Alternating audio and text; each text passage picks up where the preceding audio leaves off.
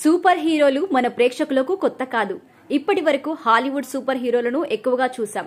ఇప్పుడు తెలుగులో original super hero హనుమంతుడిని స్క్రీన్ మీదకు తీసుకువచ్చారు తేజ సజ్జా. హీరోగా నటించిన ఈ సినిమా ఎలా ఉందో ఒకసారి చూద్దాం. ఇక కథ విషయానికి వస్తే, హనుమంతు అంటే తేజ సజ్జాది అంజనాద్రి గ్రామం. అతను ఒక దొంగ. చిన్నప్పటి నుంచి మీనాక్షి అంటే ప్రేమ. ఆమె డాక్టర్. వేసవి సెలవులకు తాతయ్య ఊరు అంజనాద్రి వస్తుంటుంది. అక్కడి ప్రజలకు వైద్యం చేస్తుంటుంది. ఊరి ప్రజల నుంచి పన్నులు వసూలు చేయడం తప్ప పాలెగాడు అభివృద్ధిని పట్టించుకోడు రాజ్ దీపక్ శెట్టి. అతన్ని ఎదిరించడంతో మీనాక్షికి ప్రమాదం ఎదురవుతుంది. దాన్నుంచి ఆమెను కాపాడే క్రమంలో హనుమంతుకు గాయాలవుతాయి. తెల్లారేసరికి గాయాలు మాయమవుతాయి. సూపర్ పవర్స్ వస్తాయి. హనుమంతుకు సూపర్ పవర్స్ ఎలా వచ్చాయి? అతని గురించి తెలిసి ఆ ఊరు వచ్చిన మైకేల్ అంటే వినయ్ రాయ్, సిరి అలియాస్ సిరివెన్నెల అంటే వెన్నెల కిషోర్ ఎవరు? ఊరిలో ఆసుపత్రి కడతామని నమ్మించిన మైకేల్ ఏం చేశాడు? అంజమ్మ అంటే వరలక్ష్మి శరత్ కుమార్ హనుమంతు అక్కా తమ్ముడి అనుబంధం ఏంటి? హనుమంతుకు విభీషణుడు అంటే సముద్రకని ఎటువంటి సహాయం చేశాడు? రుధిరమణి కథేంటి అనేది సినిమా చూసి తెలుసుకోవాల్సిందే. ఇక విశ్లేషణ విషయానికొస్తే, సూపర్ హీరో సినిమాలకు ఒక టెంప్లెట్ ఉంటుంది. హనుమాన్ టెంప్లెట్ నుంచి బయటకు వెళ్లలేదు. అలాగని ఇది రొటీన్ సినిమా కూడా కాదు. తెలుగు నేటివిటీ మిస్ కాకుండా కామెడీతో పాటు క్యూరియాసిటీ కంటిన్యూ చేస్తూ ప్రశాంత్ వర్మ ఈ సినిమా తీశారు. సూపర్ పవర్ కోసం విపరీతంగా ప్రయత్నించే విలన్, సాదాసీదా హీరో. సూపర్ పవర్ కోసం ఊరికి వచ్చిన విలన్ ను హీరో ఎలా ఎదుర్కొన్నాడు అనేది క్లుప్తంగా హనుమాన్ కథ. ముందు చెప్పినట్టు ఈ కథకు నేటివిటీ, కామెడీ టచ్ ఇవ్వడంలో ప్రశాంత్ వర్మ సూపర్ సక్సెస్ అయ్యారు. Cinema starting to ending comedy work out అయింది.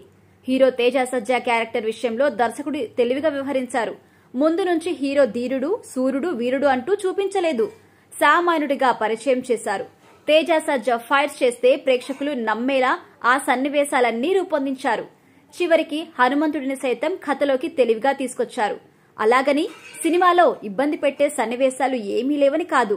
పాలెగాడు సీన్లు, కొన్ని క్యారెక్టర్లను డీటెయిల్డ్ గా చూపించడంతో నిడివి పెరిగింది. విలన్ క్యారెక్టరైజేషన్ ఎస్టాబ్లిష్ చేయడం బాగుంది. అయితే అతని నేపథ్యాన్ని పూర్తిగా వివరించలేదు. ఆ లోపాలను పట్టించుకోవాల్సిన అవసరం లేదు. ఆ కల్కి, జాంబిరెడ్డి తీసినవి 3 సినిమాలే అయినప్పటికీ ప్రశాంత్ వర్మ హ్యాట్రిక్ హిట్స్ అందుకున్నారు. టెక్నికల్ గా మంచి ఫిల్మ్స్ ఇచ్చారు. హనుమాన్ కూడా టెక్నికల్ గా బాగుంది.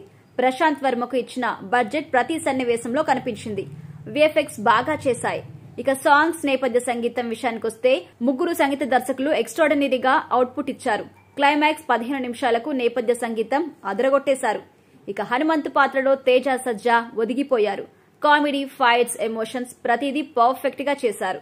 క్యారెక్టర్ పరిధి దాటకుండా హీరోయిజం చూపించేశారు. అమృత అయ్యర్ అందంగా ఉంది. నటిగా మంచిగా మార్కులు కూడా పడ్డాయి. వరలక్ష్మి శరత్ కుమార్ ఫైట్ వచ్చినప్పుడు ప్రేక్షకులు విజిల్స్ వేయడం గ్యారంటీ. రాజ్ దీపక్ శెట్టి పాత్రకు ముందు ఇచ్చిన బిల్డప్ తర్వాత లేదు. నటుడిగా తన పరిధి మీదకు చేశారు.